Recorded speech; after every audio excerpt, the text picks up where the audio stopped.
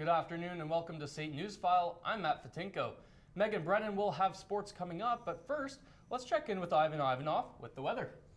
I don't know about you, Matt, but I'm getting tired and sick of this cold weather. And it seems like students around campus are feeling the same way. I know I am, Ivan. Megan, what's going on with sports? Well, we got a few medals that came back to state last weekend, and then we have a little bit of Flames action as well, but we'll get into that a little bit later. All right, let's take a look at today's top stories. The Calgary Police Service was at SAIT today to train on campus. The main group of officers attending were the negotiators. The point of the on-scene training is to prepare the officers for real-life situations, something that is not always easily replicated while at the training facility. So we're always working with Calgary Police Service and other emergency organizations to make sure that we practice our systems and theirs so that in the case of a real emergency, we're ready. Very important to us to make sure we have good contacts at campuses like SAIT to make sure that we're familiar with the campuses so that when our officers arrive in a real emergency, it's not their first time being here. The CPS is looking forward to continuing the on-scene training for their officers to prepare them for all potentially dangerous situations. A junior high school in Okotoks was closed today due to a threat made against the school. RCMP Staff Sergeant Jeremy Landry says the school received a threat Wednesday night, forcing them to shut down the school out of an abundance of caution. The Foothills School Division said in a statement Wednesday evening they immediately reported the threat to the Okotoks RCMP detachment. Anyone with information is being asked to contact Okotoks RCMP or Crime Stoppers. The judge who asked a sexual assault complainant in a trial why she couldn't have just kept her knees together is resigning. In a statement distributed by his lawyer, Justice Robin Camp announced he will quit effective March 10th. The Canadian Judicial Council said Camp's conduct was manifestly and profoundly destructive in regard to the impartiality and integrity of the bench. The Council's decision supported a recommendation by a disciplinary panel that Camp be removed from the bench for his comments. The Calgary Police Service is currently investigating a sexual assault involving a man posing as a driver for a ride-sharing company. The suspect is described as a light-skinned man with a distinct accent. In his early 30s, around 5'10", he has a medium build with dark eyes and was clean cut. He was wearing a black baseball hat at the time. The vehicle used is a navy blue 2008 to 2010 Dodge Caravan. Nearly 1.5 million high school students experience physical abuse from a dating partner. Domestic violence can have a huge impact on a teen's development. And as Allison McKinnon reports, a one-time abusive relationship could have a huge impact later on life. What we found is that for adolescents who experienced dating violence when they were ages 12 to 18, they were 1.5 to 2 times more likely to go on to be re-victimized in young adulthood. In fact, 1 in 5 teens say they know of friends who are dating someone who is abusive. In a lot of cases, these relationships are their first encounter in a romantic setting, so they may not know that it's not healthy. Adolescents who have a lot of other things going on in their lives and other vulnerabilities are unfortunately also more vulnerable to experience dating violence. So it certainly can happen to anyone. There are many resources available for those who are in violent relationships in our city, but do any of the students at SAIT know where to find them?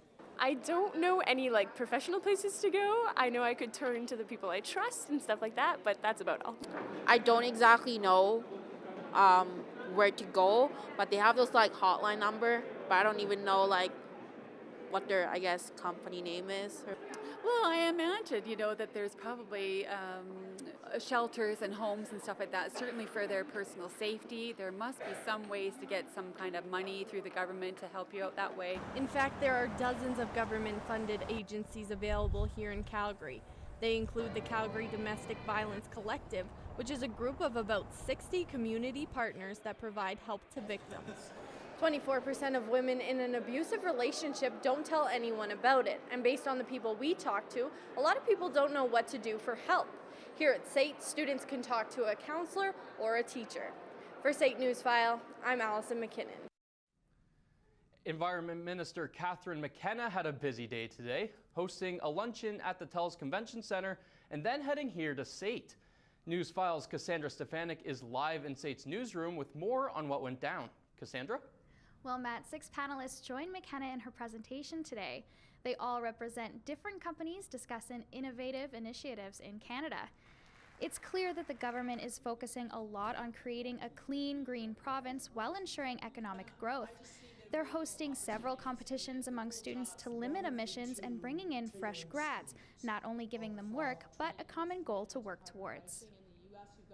If you talk about the greater clean technologies, cleaner solutions, and everything from the oil sands to how we build our houses, to what vehicles we drive, to even what products we use, the opportunity is really enormous, and the innovation potential is huge. And I think that's what gets me really excited. The idea that we will have really cool made-in-Canada solutions that are actually going to be solutions that are more sustainable. But they're also going to be solutions that are going to create good jobs. By reimagining the oil sands, the idea is that Alberta will remain prosperous without harming the environment. Cassandra, how do they plan on doing this?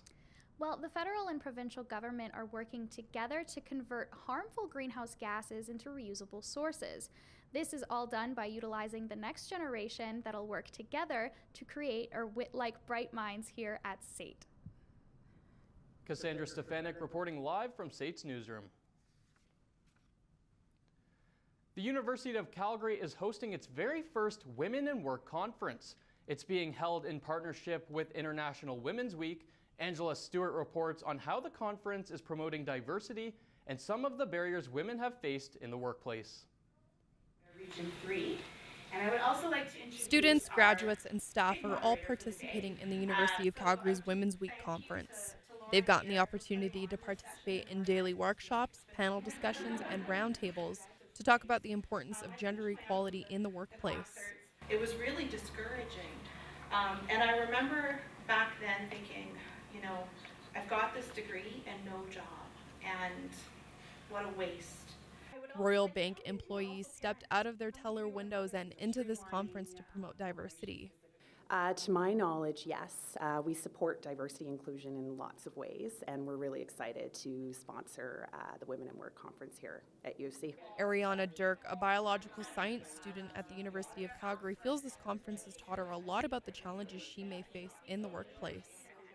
A lot of it's just been being like advocating for yourself and awareness that some of the adversities you're going to have to face in the workplace, and just different strategies you can put into place into dealing with that and working towards success as a woman in industries.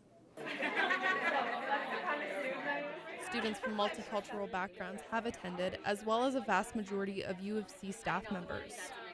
We've also been very purposeful in the women that we ask to bring, and the programming that we provide. We wanted to make sure it's as intersectional as possible to ensure that everyone feels included and that the panel is as diverse as possible. Whether you have a science degree or you have a knack for numbers and problem solving, you may even be a baby boomer. The Women in Work conference wants to shine a light on the challenges women have faced in the workplace. For SAIT Newsfile, I'm Angela Stewart. April is quickly approaching, and that means students are preparing to start their careers after graduation. SAIT's career fair was on this week to show how even in a tough economy, jobs are still open for entry-level positions. One major bonus for those attending the job fair was the connections made between students and employers.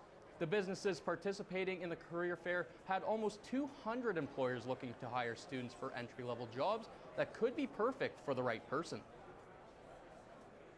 A lot of individuals that are just graduating have had previous field experience, even though that's where a majority of the focus is being placed right now, given the high demand and the volume of work. SAIT boasts the impressive stat of 86% of graduates get jobs right out of school, and with oil prices on the upswing, both employers and students are hoping to see that number raised even more. The City of Calgary's Safety Expo is a chance for young people to learn about the importance of staying safe.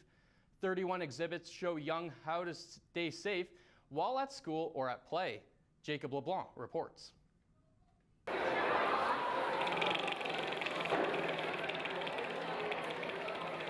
The City of Calgary hosted the 14th annual Safety Expo for more than 4,000 students and teachers at the Municipal Building Atrium. The students had 31 interactive exhibits to take part in, including one where they would perform CPR on a mannequin to bring it back to life. Cheryl Herpiger is with the Calgary Community Standards and the organizer of the event, and she says the skills the children learn will stick with them throughout their entire life. It's just so important for them to learn when they're younger, and they also share what they learn with their family, and they can talk about it in school. So we've got workshops on anti-bullying, the safety of ourselves, and what true friends mean. They're not mean to each other. From learning how to fight a fire to just wearing a helmet, students were exposed to many ways to stay safe. Oh, you know what? I think we need to start that safety culture at a very young age, right? Everybody we can get out, the more people we can get here, you can see all the booths. We're here talking about ATV safety, to just all the smart stuff that kids can learn. Need to start as early as we can, absolutely. Injuries are the leading cause of death in children worldwide, and if children just took precautions to remain safe, it could prevent as many as 1,000 deaths in the world every day. For 2 days, grade 5 and 6 students had the chance to learn about safety from police, firefighters, bylaw officers, and partnering organizations. The event yielded over 50 schools and 4,300 students, and it marked the largest event yet, and they hope to grow next year. For State Newsfile, I'm Jacob LeBlanc. Those are today's top stories. We'll have your full forecast for you after the break, but first, Ivan Ivanov has a look on what's going on around Calgary this week. The biggest gourmet festival in Calgary is back. More than 85 restaurants participate in this festival, offering 3-course menus. More information on their website. Humans have had an incredible impact in this planet. Learn more 6 p.m. today at TELUS Sparks Adults Only Night. Music students will compete in the University of Calgary's annual concerto competition. Performers will be joined by the Calgary Philharmonic Orchestra. March 11th is the pie making day. Participants will learn how to make their own pie. More than 55 vendors will be displayed at Red and White Calgary Comic and Toy Expo. Vendors will sell comics, manga, role-playing games, and more. Anat Varma, the photographer, is going to make you love bugs. This event is part of Arch Common National Geographic Live series.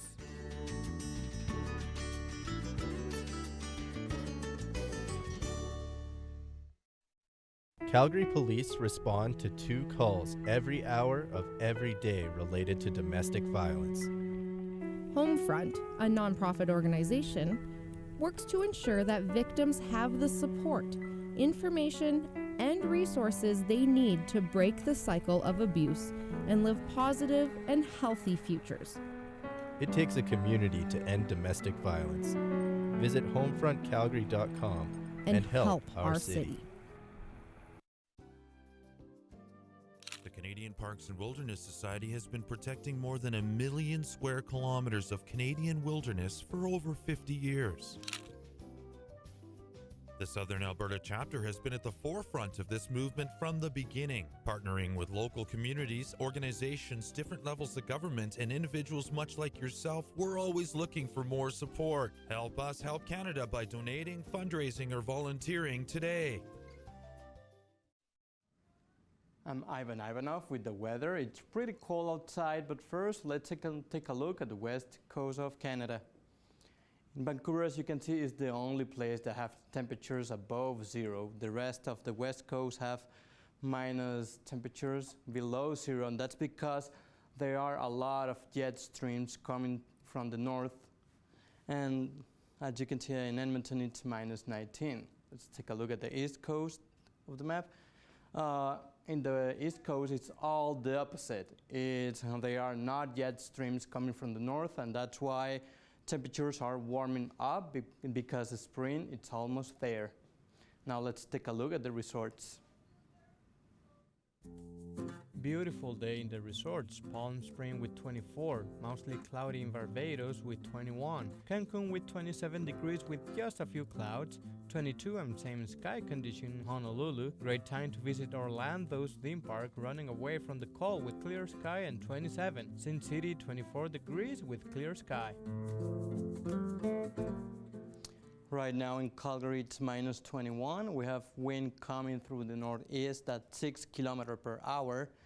The sky conditions, we have ice crystals around Calgary, and tonight expect minus 18. Now let's take a look at the Alberta's map. As you can see, the only place that we have clear sky is Fort McMurray with minus 21.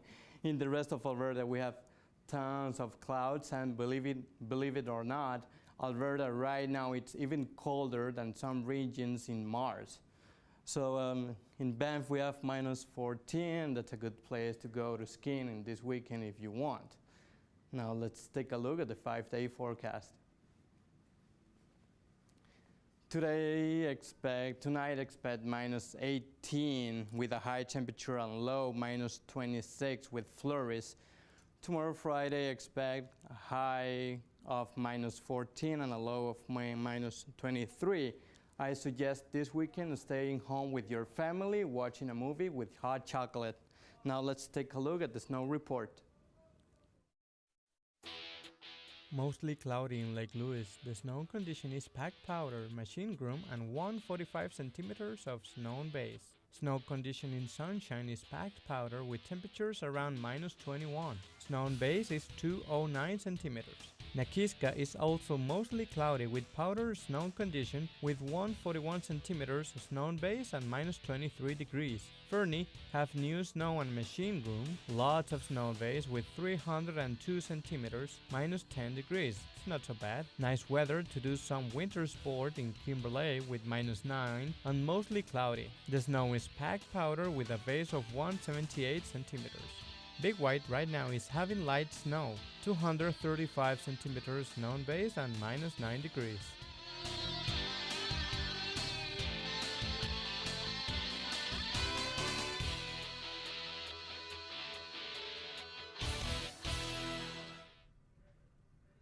So Megan, the men's basketball team last week won gold. What's next for them? Well, it's been a while since they've done that here at state, so hopefully they are going on to nationals, bring them another thing, but I'll have that in just right now. Our men's basketball team is finally going to nationals after 16 years. They're coming off of a 3-game win in Medicine Hat, including their big win against Lethbridge College. Now the team's next step is to nationals. Ali Kovacevic has more. The State Trojans men's basketball team now has a total of 13 ACAC titles under their belt, and this will be their first since 2000. Coach Marty Berkey says the last couple of years haven't been kind to the team. Berkey says last season the team had a lot of injuries, and that hindered their performance. Coach Marty isn't letting his team slip up even on the smallest plays. Each point is just one step closer to the finals.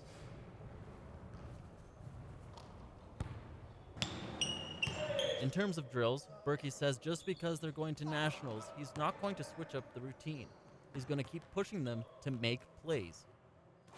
After a few new additions to the lineup, the team has seen major success. In his first year with the Trojans, John Smith Jr. is already one of the star players on the team. The championship was awesome. Everything felt great. Our team was clicking. We've been there before. We've been in many battles, so it's just going to be a different team, you know. And having almost 2 weeks off is something different as well. I just hope we come out with no signs of rust or anything like that. This is Justin McIntyre's 5th year with the Trojans as a point guard. He has state's record for the most career three-pointers. McIntyre says there's something different about this season. Everyone is focused. It was more just buying in from all the players. We made sure we brought in the right players this year, and everyone bought in, was always at practice on time. We brought new coaches in, and we really tried to value that hard work and effort on the court and off the court, and everyone bought in, and yeah, that's what brought us here right now. So, as point guard, McIntyre says working with John Smith Jr. opens up a lot of opportunities to make plays as teams on defense tend to target Smith on the court. For State Newsfile, I'm Ali Kovacevic. Now, the men's basketball team is not the only champions on campus. The indoor track team earned 11 medals at the ACAC Indoor Track Championship in Lethbridge. The 11 medals smashes the previous school record of 6 set just last season. And not only that, it helped the men's team earn their first team gold medal. Helping them towards the win, we had Alex Howells captured gold in the 3,000-meter event, a gold in the 1,500-meter, and bronze in the 4x400-meter relay with teammates Karg, Saru, and Saman. Merhawi Saru also took bronze in the 1,500-meter, and Ricky Dowell ran to her second silver medal in 2 days during the 1,500-meter. The Trojans men's hockey team is on a hunt for gold after their sweep of the Concordia University of Edmonton Thunder last weekend. It was the team's resilience they practice every day that kept the boys engaged, and Captain Dean Allison's leadership and skill that led him to scoring the OT winner. The Trojans came back from a 3-1 goal deficit to beat Concordia 4-3 in overtime during the quarterfinal best-of-3 series. The win is a step in the right direction for SAIT, who were bounced in the quarterfinals last season by the Red Deer College Kings, and the Trojans will now move on to the ACAC best-of-3 semifinal against the MacEwan University Griffins on Friday right here at SAIT.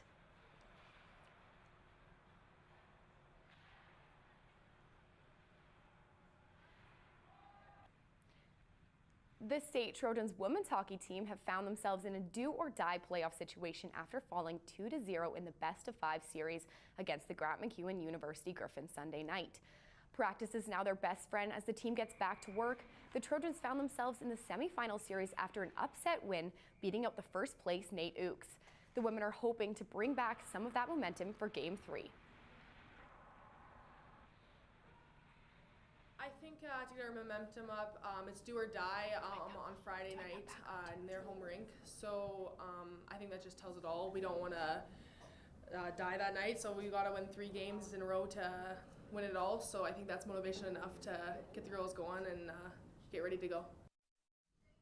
Game 3 of the semifinal series will be played Friday night back in Edmonton, so the Trojans have a few days to collect themselves and figure out a way to extend the series. The Calgary Hitmen took a hit last night, losing 6-2 to the Saskatoon Blades. The loss puts the Hitmen 3 points behind the Blades in the WHL Eastern Conference wildcard spot. The Hitmen are back to practice, heading into a 3-3 weekend tomorrow when they welcome the Lethbridge Hurricanes to the Saddle Dome. Calgary then heads to Lethbridge the following night to wrap up the home-and-home set on Saturday, ending the weekend against the visiting Edmonton Oil Kings as part of Sunday Fun Day. Calgary has 6 games left in the regular season. The Flames are one of the hottest teams in the league right now, with a 7-game winning streak heading into tonight's game. Newsfile Ali Kovacevic is live at the Saddle Dome with more. Ali? Yes, Megan, the Flames are looking to extend its 7-game winning streak to 8 tonight as they take on the Montreal Canadiens right here at the Dome.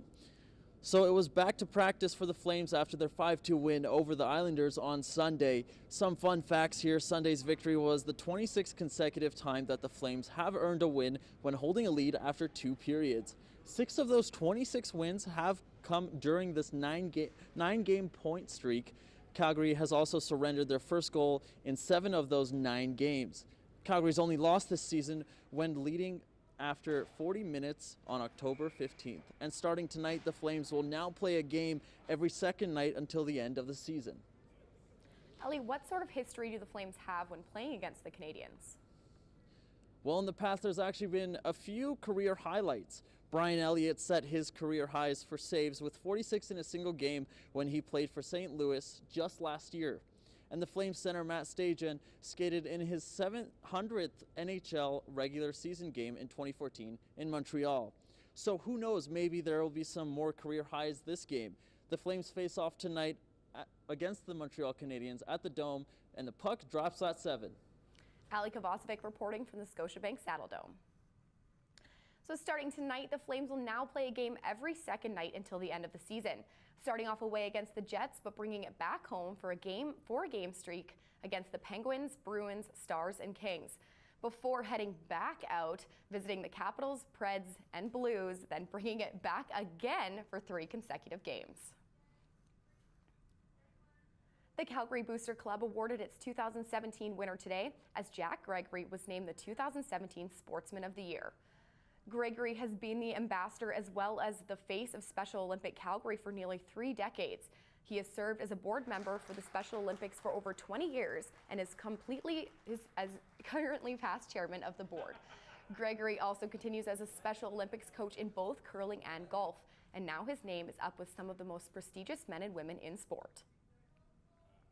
I'm humbled because, like I say, there are a lot of people in the city of Calgary that are good volunteers and everything like that, so it was nice that somebody put me to the top of that pedestal. Gregory's generosity, kindness, and love for the Special Olympic athletes has never wavered, which is why he's named the 2017 Sportsman of the Year. So that's sports. Well, Megan, I really hope there's a big comeback in store for the women's hockey team. Yeah, it would be nice to get a few more medals here at state, but we'll have to see this weekend. Guess we will. Well, after the break, we'll look at the impact music and drumming can have on a community.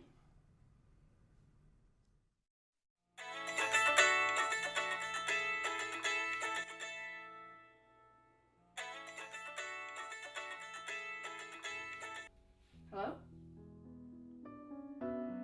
What do you mean? You can't foreclose on us. No one is ready for bad news, but the Calgary Urban Project Society can help pick you up. CUPS Calgary. Light, something we take for granted every day. Today, over 1 billion people don't have access to electricity. They rely on candles or kerosene for light. Kerosene produces black toxic smoke, resulting in 2 million deaths annually.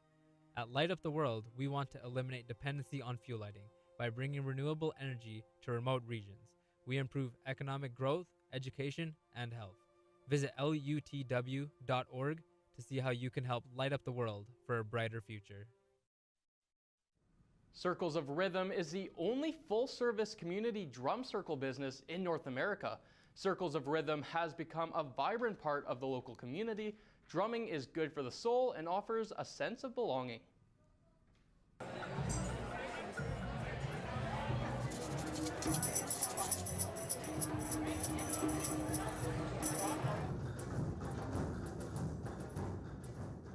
Community Drum Circle is something that is out of this world. The moment you walk in, you can feel the intense vibration that, for me, it kind of overtakes me, and it's a collective of everybody's energy, everything that they've experienced during the week, and we all walk in the door with that. And every time we hit the drum, we slowly kind of vibrate, wash away all of that gunk that we carry from the news, from the media, from the interactions that we have, from the challenges that we experience. It's a lot of fun. It's a great way to distress and sort of just relax. By the end of it, you're feeling energized and relaxed all at the same time. I find them very healing and very opening and very connecting. They bring everybody together and they're always a fantastic experience. I always leave feeling topped up and full of energy and love and so many beautiful things. When I'm dancing, I really feel energized and I just can be silly and free and just move what feels true to myself at that moment, and no worries about being judged. The drum is energetically, physically, vibrationally saying to you, you're loved here, you're welcome here, it's safe here. You can just come in, relax, drum or not, you're going to get drummed by the energy of love when you come in here. So ultimately the drum to me is an expression of unconditional love. Wow, that seemed awesome. I've never been drumming myself, but after seeing that, I'd love to go. The dancing seems pretty fun, so maybe we'll all have to go at some point. Yeah, I've seen that in South America, so I get the idea. Have you ever done it? Nope, but I've seen it. There was one at State once, I remember that, but I didn't go. Oh, yeah, we'll have to check it out then. Well, for Megan Brennan and Ivan Ivanov, I'm Matt Patinko. Thanks for watching.